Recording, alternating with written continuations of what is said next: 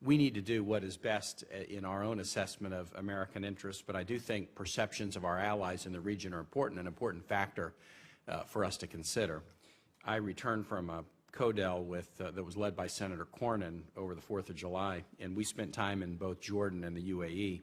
And this was right at the time of really the development of the street protests and the fall of the Morsi government. Both the Jordanians and UAE government officials we met with were strongly in favor of continuing support to Egypt, the Egyptian military.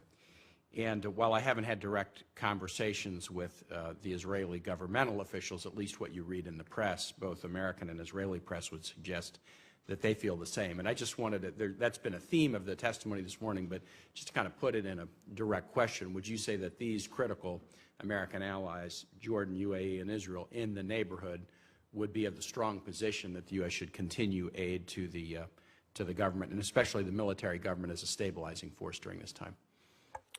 The answer is absolutely yes. All of them see Egypt as an essential pillar of stability in the region, and all of them would be profoundly concerned if they saw us taking this step because they'd worry about what the reaction would be. Dr. Nunn?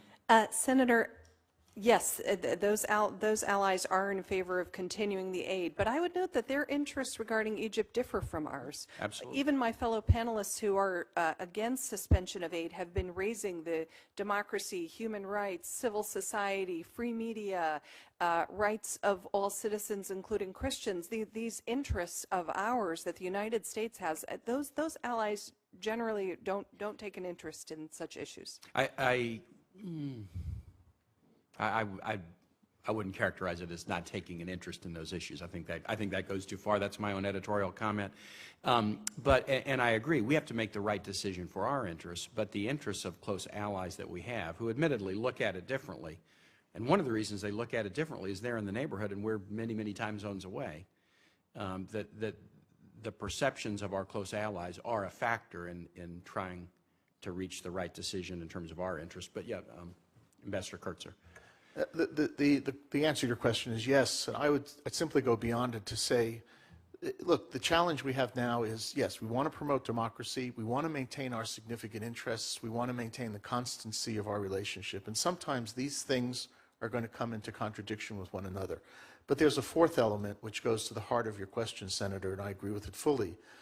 In some respects, if Egypt gets it right this time, and if we get it right this time, Egypt can be the model for democratic change in the region that people have been talking about for 2 years.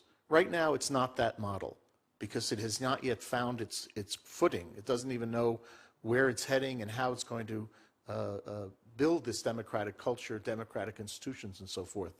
So yes, the region is going to look at this carefully. The constancy of our relationship is important. And if we get it right, the payoff regionally, not just in Egypt, is also going to be quite important.